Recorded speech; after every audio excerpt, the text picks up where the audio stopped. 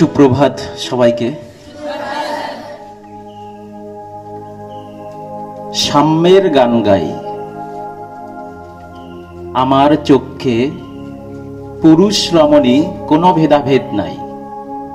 বিশ্বে যা কিছু মহান সৃষ্টি চিরকল্যাণকর, অর্ধেক তার করিয়াছে নারী, অর্ধেক তার নর। কবির চক্ষে নারী পুরুষের ভেদাভেদ চোখে না পড়লেও আমাদের দিব্য দৃষ্টিতে নারী পুরুষের ভেদাভেদ আমরা সহজেই দেখতে পাই। আর তার জন্যই হয়তোবা আমাদের আলাদা করে এই উমেন্স ডে বা নারী দিবস উদযাপন করতে হয়। তো প্রথমেই একটা কথা পরিষ্কার করে বলা ভালো, এখানে লেখা আছে আমাদের এই পোস্টারের মধ্যে যে উমেন্স ডে 8 মার্চ। আজকে তো 7 তারিখ, তবে আজকে কেন পালন করা হচ্ছে এটা নিয়ে অনেকের মনে একটু দ্বিধা থাকতে পারে। তো এটার কারণ হলো আগামীকাল 8 তারিখ, আর আগামীকাল জাতীয় ছুটি অর্থাৎ হোলি। তাই ছুটির দিন আর হোলি এমন একটা উৎসব যেখানে হয়তোবা সকালবেলা থেকেই আমরা খেলতে ব্যস্ত থাকবো। তাই সেই দিন এরকম একটা অনুষ্ঠান প্রোগ্রাম আয়োজন করা খুব একটা সহজ ব্যাপার নয়। তাই পরে করার থেকে আগে করা ভালো। তাই আজকের এই আয়োজন। তো আজকে নারী দিবস। নারীর কথা বলতে গেলে প্রথমে যে স্নেহময়ী মমতাময়ী রূপ আমাদের সামনে ভেসে ওঠে সেটা হলো আমাদের মায়ের রূপ। মায়ের মধ্যে একদিকে যেমন স্নেহময়ী মমতাময়ী রূপ রয়েছে, অন্যদিকে প্রয়োজনে সেই আবার রণচণ্ডী মূর্তি ধারণ করে, সেটা আমরা সবাই জানি। মা হলো এমন একজন যার কোলে মাথা রেখে আমরা সব থেকে সন্তুষ্টি পাই। তোমার শরীরে যখন নোংরা লেগে থাকে তখন যদি সেই অবস্থায় তুমি তোমার মায়ের কোলে মাথা রেখে বসতে চাও, দেখবে মা তোমাকে কখনোই সেই নোংরার জন্য তোমাকে বলবে না যে তুই এখানে বসিস না, ঠিক বসতে দেয়। সেরকমই মায়ের মতো আরেক রূপ হলো আমাদের এই ধরিত্রী, যে আমাদের ধরে রেখেছে, লালন পালন করছে। তো মায়ের কোলে বসতে যদি আমাদের দ্বিধা না থাকে, তবে এই ধরিত্রীর বুকে বসতেও আমাদের কোনো দ্বিধা থাকা উচিত নয়। তো আমি সবাইকে অনুরোধ করব, তোমরা সবাই মাটিতে বসে যাবে এখন, কারণ আমাদের প্রোগ্রাম একটু লম্বা চলবে। সবাই বসে যাও। সামান্যতম ধুলোবালির কথা চিন্তা করে আমরা বসবো না, এটা হতে পারে না। কারণ মায়ের কোলে বসতে কারো কোনো অসুবিধা থাকার কথা নয়।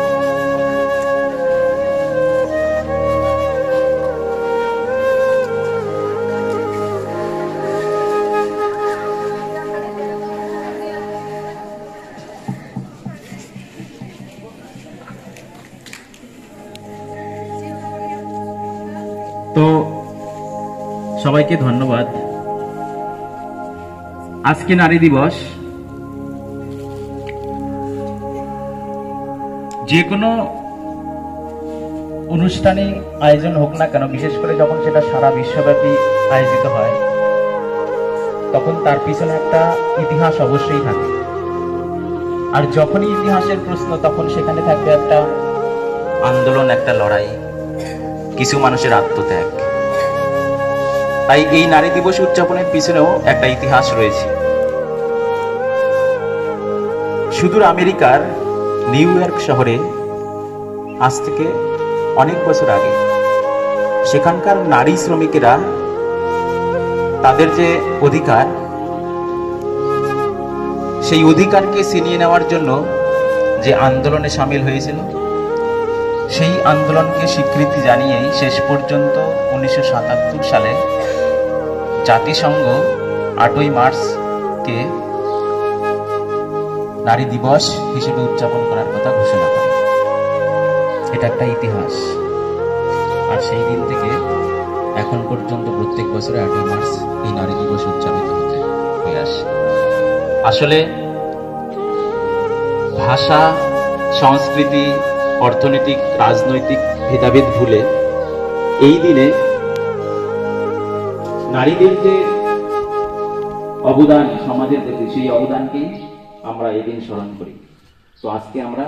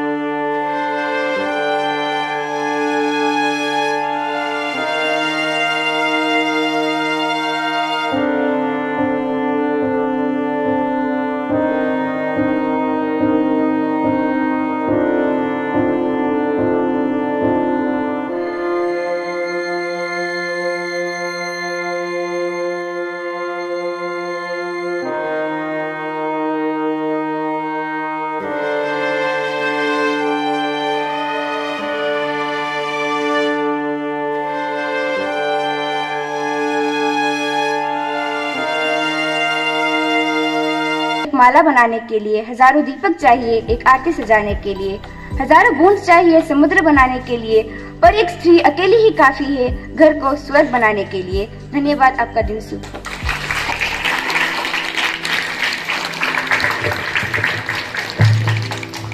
অসংখ্য ধন্যবাদ পাপিয়াকে। আসলে আমাদের পরিবারের মধ্যে বা সমাজের মধ্যে নারীদের যে অবদান, সেটাকে আমরা অনেক সময় কি করি, এড়িয়ে চলি, আমরা অস্বীকার করি, বিশেষ করে পুরুষ সমাজ। কিন্তু তাদের যে অবদান কখনোই অস্বীকার করা যায় না, কোনো না কোনো ভাবে প্রকাশ্যে আসে।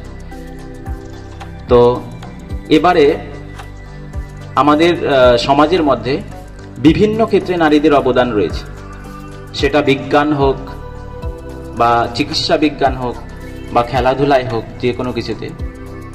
বিজ্ঞানের ক্ষেত্রে নারীদের যে অবদান, সেই নিয়ে আমরা কিছু জানবো সুরাইয়া ইয়াসমিনের মুখ থেকে। সুরাইয়াকে আমি স্বাগত জানাচ্ছি।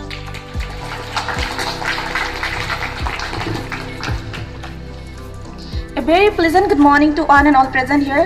This is Suraya Yasmin of 11 Science. As we all know that today is our International Women's Day, so I am here to represent the achievements of women in the science in their field. We wanted to celebrate those women who revolutionized their fields. These women perceived despite oppressive institutions, restriction on higher education, gender barriers, and race-driven division within their research fields.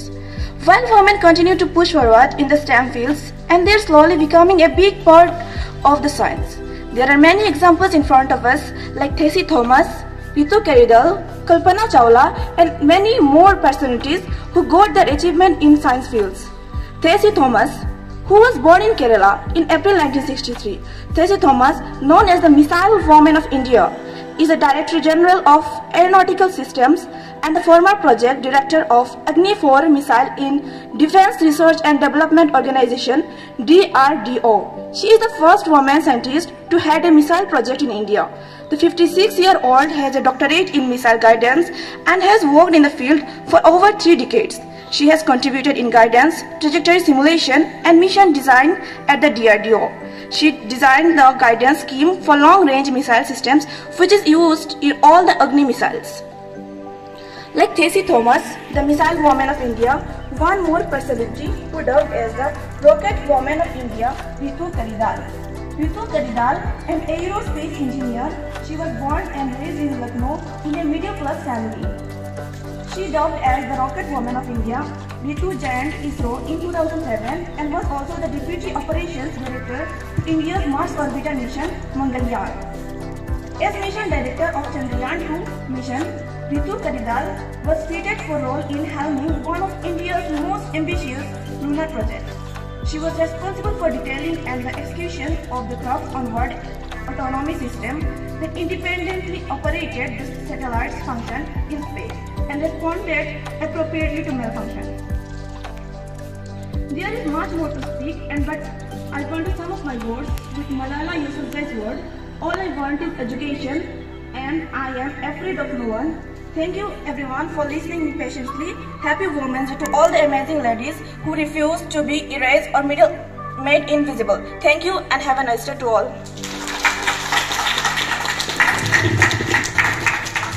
অসংখ্য ধন্যবাদ সুরাইয়াকে। খুব সুন্দরভাবে সুরাইয়া একটি বক্তব্য আমাদের সামনে উপস্থাপন করলো। আসলে বিজ্ঞানে মেয়েদের যে অবদান সেটা এখন কোনো রকমভাবেই অস্বীকার করা যায় না। তো এরপরে আমরা দেখব চিকিৎসা বিজ্ঞানের ক্ষেত্রে মেয়েদের কি অবদান রয়েছে। যে চিকিৎসা বিজ্ঞানের মেয়েদের যে অবদান সেই অবদানকে আমাদের সামনে তুলে ধরবে সাজিদা ইকবাল। সাজিদাকে আমি স্বাগত জানাচ্ছি। Good morning everyone. Happy Women's Day. I am Sajida Iqbal of Class 11 Science. Today I am here with inspirational stories of some women who had done great work in medical field. We have often heard people say age is just a number. Dr. S.I. Padmavati is a living testimony to the fact expressed by the statement. She is born in 1917 in Burma, the founder president of the All India Heart Foundation. She understands that cardiology is a tough field for women to enter into because there is no fixed routine or timings. But she is glad that women are coming forward and taking up this challenge well. Recipient of the Padma Bhushan and Padma Vibhushan, and an emeritus professor of medicine and cardiology of the University of Delhi. Even at the age of 93, Dr. Padmavati is still a practicing cardiologist. Dr. Bindu Menon. Dr. Bindu Menon is an Indian neurologist from Andhra Pradesh. She is known for providing free treatments to patients with neurological disorder in rural areas of India Doha Organization. She received the World Stroke Organization Award in the Individual Achievement category from the World Stroke Organization.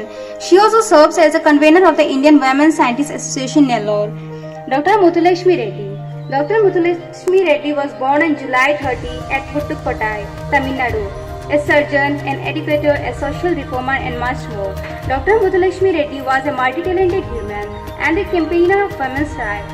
Gokul honored her as Indian first women legislator. Aadhya Cancer Institute stands out proudly due to Dr. Muthulakshmi Reddy, the driving force behind one of the biggest cancer institutes in India. Yes, we are proud of all the legendary women. Thank you.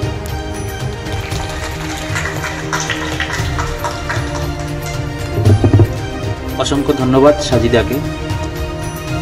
শুধুমাত্র বিজ্ঞান বা চিকিৎসা বিজ্ঞান নয়, এর বাইরেও বিভিন্ন ক্ষেত্রে নারীদের অবদান রয়েছে, সেটা সাহিত্য হোক বা রাজনীতি বা খেলাধুলা, যে কোনো কিছুই হোক না কেন।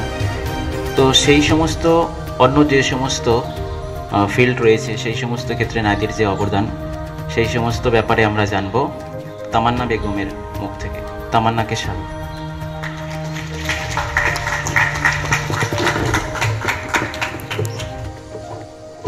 Good morning everyone. I Tamanna of Class 11 Science, wishing a very happy Women's Day to strong, intelligent, talented and simply wonderful women of this world. While it is inspiring to see how far women have come, it is important to remember that there is still a long journey ahead of us. Today I want to throw a light on the women who got name and fame in the field of science, business, mountaineering, etc. Women in science. The first woman to win the Nobel Prize, Marie Curie, won the Nobel Prize in Physics in 1903 and in Chemistry in 1911, making her the first woman to ever win the prize and the first person to win it twice. Women in business. One of the first women to become a self-made millionaire, Madam C.J. Walker. She is one of the first women in the world to earn more than $1 million through the business she founded in 1910, Madam C.J. Walker Manufacturing Company. According to recent data, 1 in 3 businesses around the world is owned by a woman, and in US, 21% of all women own business. Women in mountaineering. The first woman to climb Mount Everest, Shami Pei. She was a Japanese mountaineer, an author, and a teacher. In 1975, she became the first woman to reach the summit of Mount Everest, and before her death in 2016, she also became the first woman to ascend the second summit, the highest peak on every continent. A strong woman means she has strength enough for the journey, but a woman of strength means it is in the journey where she will become strong. To conclude, it's nice to have a day to celebrate the achievements of women. Thank you for listening. Have a nice day.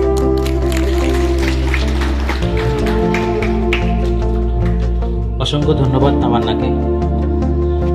আজকে আমরা নারী দিবস উদযাপন করছি, কিন্তু আলাদা করে কোনো পুরুষ দিবসের এতটা গুরুত্ব রয়েছে কিনা বা উদযাপন করা হয় না, মানে হয় কিনা সেটা আমাদের অনেকেরই অজানা। আর সেখানেই নারী দিবসের গুরুত্ব। আসলে কোথাও না কোথাও নারীকে আমরা অবহেলিত করে রেখেছি। আমরা যদি ভারতীয় পৌরাণিক বিভিন্ন দেবদেবীর দিকে তাকাই, তাহলে দেখব সেখানে পুরুষ দেবতার থেকে নারী দেবীদের অবদান খুব একটা কম নয়। যখনই সমাজে কোনো বড় সমস্যার সম্মুখীন হয়েছে, তখনই আমরা নারী দেবীদের শরণে আশ্রয় নিয়েছি। তার মানে বিপদ থেকে উদ্ধার করার ক্ষেত্রে নারীদের কাছেই আমাদের যেতে হয়, কিন্তু তবুও কোথাও না কোথাও এদেরকে আমরা এড়িয়ে চলি বা এদের অবদানকে অস্বীকার করার চেষ্টা করি।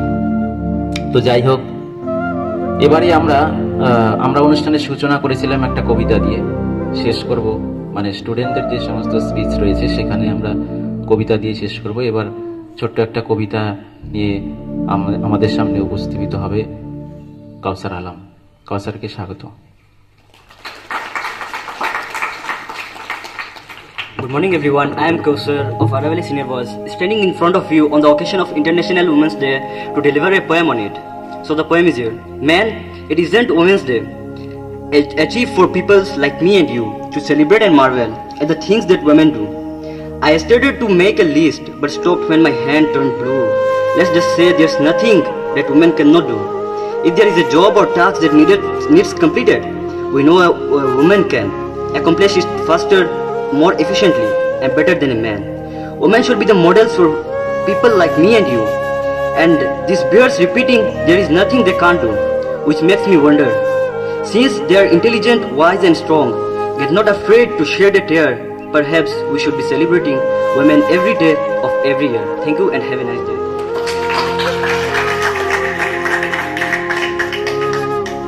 অসংখ্য ধন্যবাদ কাউসারকে। নারীদের অধিকার সম্পর্কে তারা নিজেরা কতটা সচেতন সেইটা অনেকটা গুরুত্বপূর্ণ।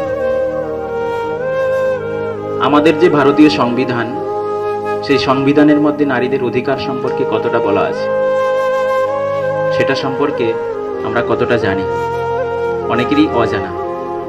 সে বিভিন্ন রকম অজানা তথ্য এবং আরো বিভিন্ন রকম গুরুত্বপূর্ণ বিষয় আমরা এবার জানবো আমাদের প্রিয় এসএসটি স্যার মনোজ স্যারের মুখ থেকে। মনোজ স্যারকে আমি স্বাগত জানাচ্ছি।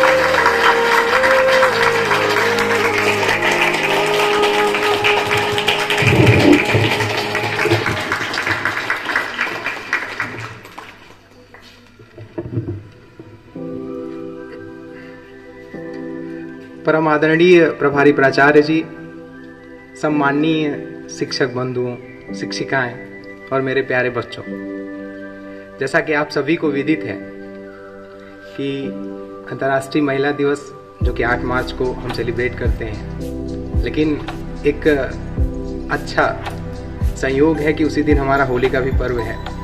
तो इसको एक स्पेशल बनाने के लिए हमने एक दिन पहले इन एडवांस, और होना भी चाहिए, महिलाओं की अगर कोई बात हो तो हमेशा नहीं कहते हैं हम प्रथम, अगर बात प्रथम की करते हैं तो हमेशा कहते हैं कि नारी को पहले आना चाहिए, उनको हम पहले लाएं, सामने खड़ा करें। तो एडवांस में अगर हम सेलिब्रेट कर रहे हैं तो ये और अच्छी बात है हमारे लिए। कामनी, रमणी, कांता, महिला, स्त्री, नारी, वनिता, ऐसे अनेकों शब्द हैं जो एक ईश्वर की बनाई हुई सबसे खूबसूरत कृति के लिए हम सब यूज करते हैं।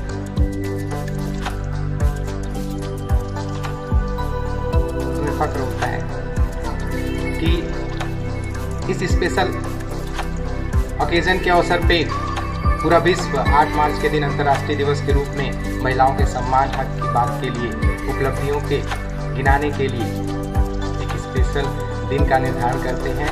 लेकिन सिर्फ एक स्पेशल दिन के निर्धारण से, उस दिन इस सारे विषय पे बात करने से, ये सारी चीज़ों के बारे में कह देना बड़ा मुश्किल बात है।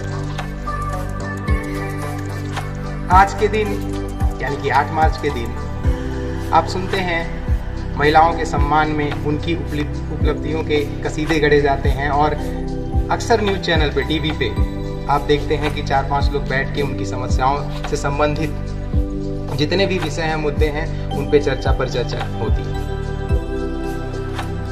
और फिर अगले ही दिन उसी न्यूज़ चैनल पे हम हेडलाइन देखते हैं महिलाओं के साथ हो रहे अत्याचार की,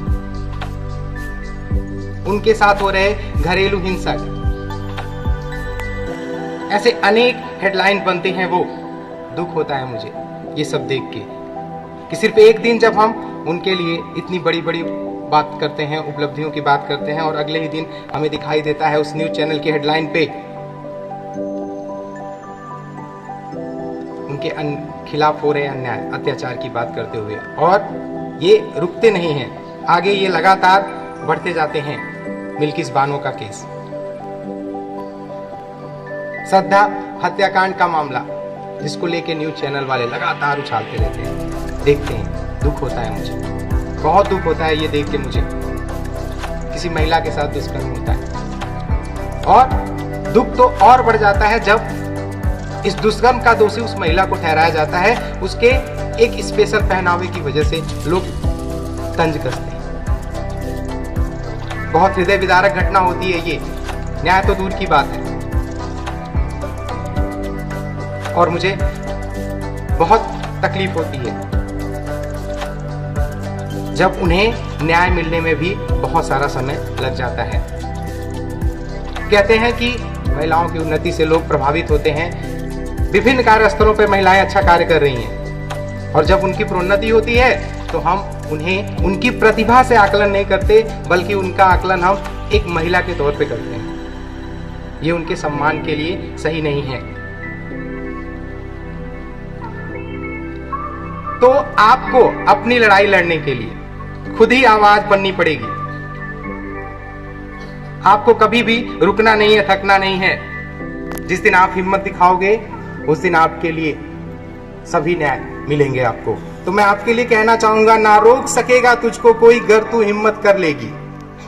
ना रोक सकेगा तुझको कोई गर तू हिम्मत कर लेगी। हर मंजिल मिल जाएगी जब तू निडर हो चल देगी। हर मंजिल मिल जाएगी जब तू निडर हो चल देगी। सफर शुरू कर तू अपना, सफर शुरू कर तू अपना। हर डर पर जीत पाएगी।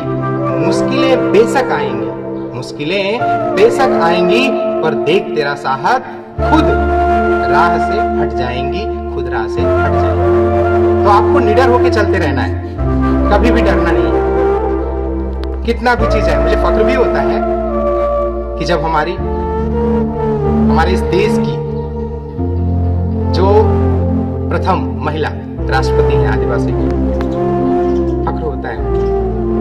मुझे फक्र होता है कि मीराबाई चानू जो नित नए आयाम गढ़ती है अपने प्रभावशाली खेल से।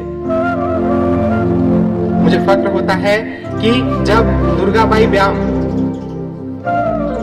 मध्य प्रदेश के मांडला जिले से एक छोटे से गांव बरबसपुर से आती हैं, और उनके विशेष कला क्षेत्र में उपलब्धि की वजह से उनको जो है पद्मश्री से नवाजा जाता है। जी करता है इन सारी महिलाओं को नमन करने का। फक्र से मेरा सीना ऊंचा हो जाता है, गर्व से। सिर्फ इतना ही कहना उचित नहीं होगा। आज सिक्के का दूसरा पहलू ये भी है कि समाज में लोगों का दृष्टिकोण, नजरिया बदला है महिलाओं के प्रति।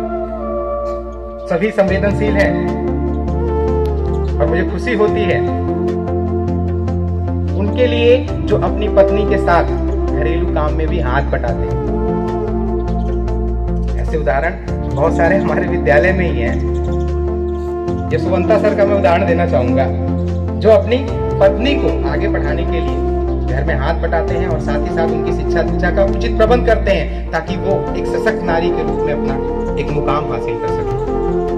मुझे फक्र होता है, यहीं के अपने उदाहरण को देखता हूं मैं, आपकी चिकित्सीय सुविधाओं को लेके हमारी नर्स मैम सदैव तत्पर रहती हैं 24 घंटे। इस उम्र में भी मुझे फक्र होता है कि हमारे देश के कोने कोने से कोई इंग्लिश कोई हिंदी पढ़ाने के लिए पूरा घर परिवार समाज संसार छोड़ के आपके बीच में है और पूरे ईमानदारी से निष्ठा से अपने कर्तव्य निष्ठा का वो पालन करता है। तो ऐसा नहीं है, आज समाज का नजरिया बिल्कुल बदला है और मुझे और खुशी होती, फक्र होता कि आज महिलाओं के हक और सम्मान की बात करने के लिए मुझे नहीं बल्कि मेरे किसी महिला शिक्षिका को यहाँ पे उपस्थित होना था। तो आज बेटी और बेटा में कोई फर्क नहीं किया जा रहा है। ये तमाम ऐसे मुद्दे हैं जो आपके सम्मान के लिए होने चाहिए, जिसके आप हकदार हैं।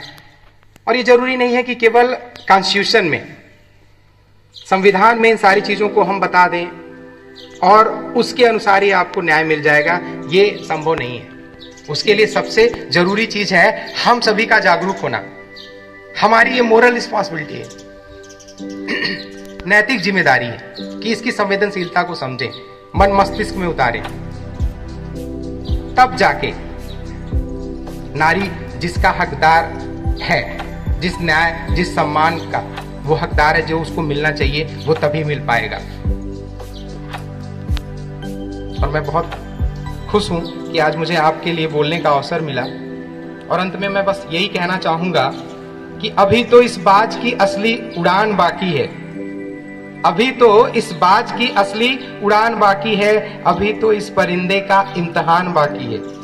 अभी अभी मैंने लांघा है समुद्रों को, अभी तो पूरा आसमान बाकी है। आपको थक के रुक नहीं जाना है, अभी आपकी लड़ाई लंबी है। अपने सम्मान अपने हक की लड़ाई के लिए आपको सदैव तत्पर रहना है। धन्यवाद।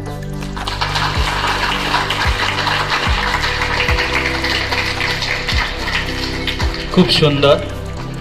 আরেকবার হাততালি হবে মনোজ স্যারের জন্য।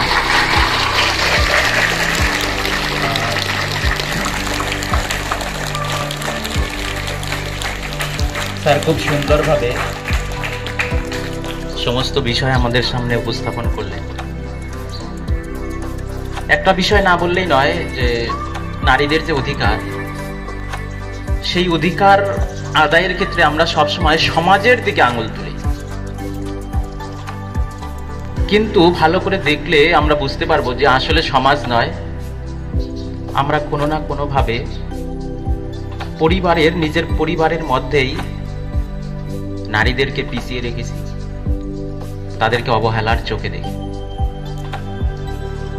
যেখানে নিজের পরিবারের সদস্যরা, বিশেষ করে যে সমস্ত পুরুষ সদস্যরা থাকে, সে বাবা হোক বা ভাই, কোনো না কোনো ভাবে মেয়েদেরকে একটু অবহেলার চোখে দেখা হয়। তো সেখানেই আমরা যদি অবহেলিত থাকি তাহলে সমাজ তো অনেক দূরের ব্যাপার। তো পরিবারের মধ্যে একটা মেয়েকে কিভাবে অবহেলিত ভাবে থাকতে হয় এবং সেই অধিকার আদায়ের জন্য মেয়েদের কিভাবে এগিয়ে আসতে হবে, তার একটি দৃষ্টান্ত আমি একটি ছোট্ট কবিতা উপস্থাপন করব। সেখানে আমরা দেখতে পারবো যে আসলে আমরা সমাজে বা পরিবারের মধ্যে কিভাবে মেয়েদেরকে এক ঘরে করে রাখার চেষ্টা করি। কবিতার নাম কারণ আমি মেয়ে। কবিতাটি আসলে হয়তো কোনো মেয়ের মুখ থেকে বললে ভালো শোনা যেত, কিন্তু কিছু করার নেই, আমি উপস্থাপন করছি, কারণ এটা একটা মেয়ের আত্মকথা, মনের কথা। তো কবিতার নাম কারণ আমি মেয়ে, কবি কেষ্ট মণ্ডল। যেদিন আমি প্রথম আলো জেলে ধরাতে এলাম, এসেই জানলাম না, আলো নয়, কালো অন্ধকার নিয়েই জন্মেছি। মেয়ে বলেই মা তো ভয়েই সিটিয়েছিল বিছানার এক পাশে। বাবা 2 দিন আমার মুখ দর্শন করেনি, আমি মেয়ে বলে। দাদু মিষ্টিগুলো ধুত্তর বলে পুকুরে ফেলে দিল। আমি মেয়ে বলে ঠাম্মি পাড়ায় পাড়ায় মুখ বেঁকিয়ে বলে বেড়ালো, কি আবার হবে, খরচের জোগাড় হয়েছে আবার।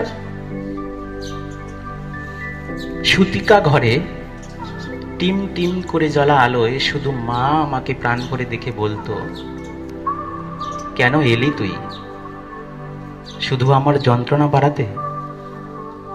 জানিস না এরা ছেলে চায় ছেলে, বংশের প্রদীপ, আত্মমর্যাদার প্রদীপ। দেখছিস না ঘরে কেমন কাল বৈশাখের মতো গুরু গম্ভীর মেঘ, অসহায় নিস্তব্ধতা। তোকে বড় হয়তো হতে দেবে, কিন্তু মানুষ হতে দেবে না। নারী নারী তো সন্তান জন্মদানের যন্ত্র।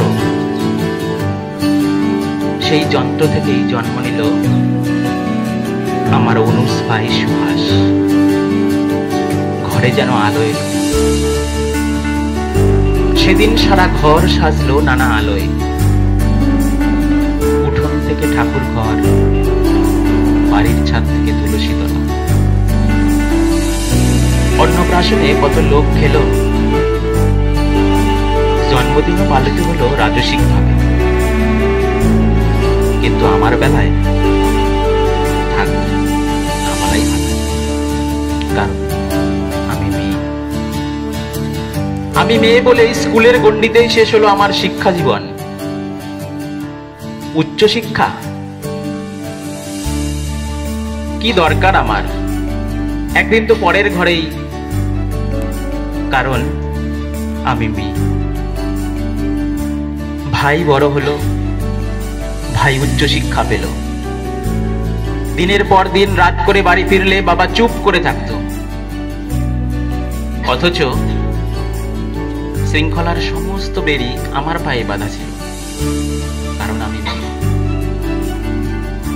রঙিন মেঘের মাঝে সূর্যাস্তের অপরূপ দৃশ্য দেখার সৌভাগ্য আমার হয়নি কখনো। তার আগেই বন্দী হতে হতো রক্ত শাসনের 4 দেওয়াল মাঝে, কারণ আমি মেয়ে। আমি মেয়ে বলেই স্বামীর পরকীয়া মুখ বুঝে মেনে নিতে হয়। পুরুষরা নাকি এমন হয়, তাকে বেঁধে রাখার দায়িত্ব আমার। ঠাম্মি তাই বলেছিল। মা অকালে চলে গেল পুরুষ শাসনের বিরুদ্ধে, যেখানে আচার নেই, অত্যাচার নেই, ব্যভিচার নেই, লিঙ্গভেদের অপমান। নিয়তির নিষ্ঠুর পরিহাসে ভাইয়ের থেকে বিতাড়িত বাবা একদিন মা বলে আশ্রয় নিল আমার আশ্রয়। হ্যাঁ, আমি চোখের জলে মাতৃস্নেহে বুকে জড়িয়ে ধরি।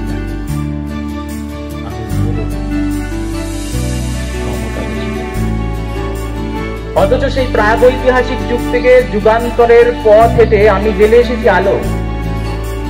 আমার গর্ভেই জন্ম নিয়েছে লিঙ্কন, আমার গর্ভেই জন্ম নিয়েছে বিদ্যাসাগর, আমার গর্ভেই জন্ম নিয়েছে সুভাষচন্দ্র, আইনস্টাইন, রামমোহনেরা। অথচ বারবার আগুনে পুড়ে সতী হতে হয়েছে সতীদাহে, কারণ আমি মেয়ে। সত্যি করার বাসনাটা আজ হয়তো নেই, কিন্তু দহনটা আজও আছে অন্যভাবে, অন্যরূপে। কিন্তু একদিন নারী জেগে উঠবে রক্ত নিয়ে।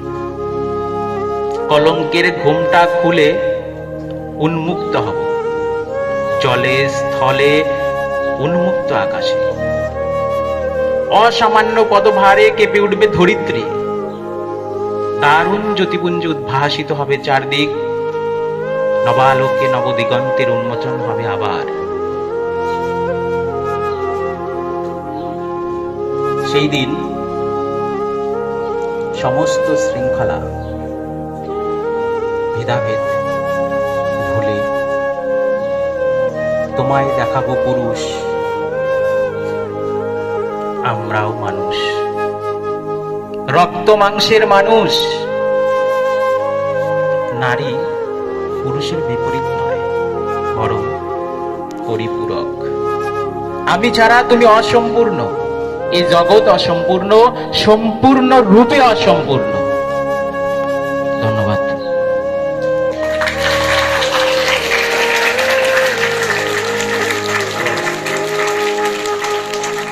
আমরা অনুষ্ঠানের প্রায় শেষ পর্যায়ে চলে এসেছি। এবারে আমি আমাদের ভারপ্রাপ্ত অধ্যক্ষ মহাশয়কে বলবো কিছু তার এই আজকের দিবস সম্পর্কে দু চার কথা বলার জন্য।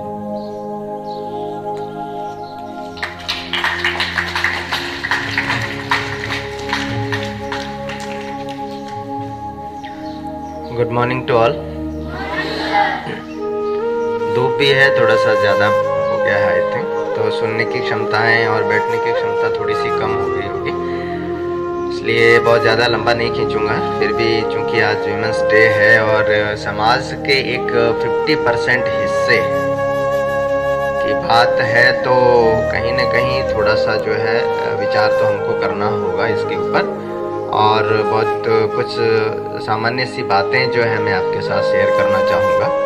पहले तो जो है उससे पहले कि आप सभी को होली की बहुत बहुत शुभकामनाएं।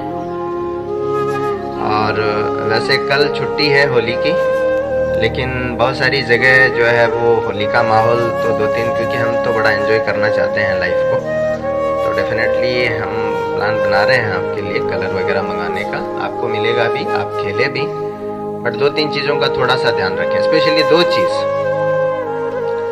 एक चीज़ ये है कि पानी की थोड़ी सी कमी है, और आप पढ़ते हैं बुक्स में भी कि सेव वाटर अपने आप में बहुत बड़ी चीज़ है, तो उसको थोड़ा सा जो है मिसयूज़ ना करें, ठीक है। आप गुलाल आपको दिया जाएगा, गुलाल से खेलें, थोड़ा एंजॉय करें जो भी है, लेकिन पानी को कम से कम वेस्टेज करें।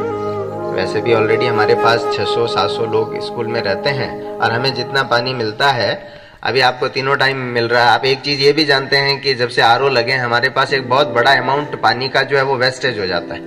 जानते हैं ना कि आरओ में जितना पर आई थिंक 50% के लगभग पानी वेस्टेज हो जाता है, 60% पानी वेस्ट होता है। एक बकेट सोचिए, एक बकेट में से 60% पानी वेस्ट हो जाता है, 40% ही पीने का रहता है। तो और मेस में भी बहुत सारा पानी लगता है, हाउस में भी आपके लिए बहुत सारी चीज़ें, तो थोड़ा सा उसको जो है वो, हाँ बहुत बढ़िया, जो आरओ का पानी है उसको तो आप डेफिनेटली यूज़ ना करें। कई बार होता है ना कि नहाने के लिए भी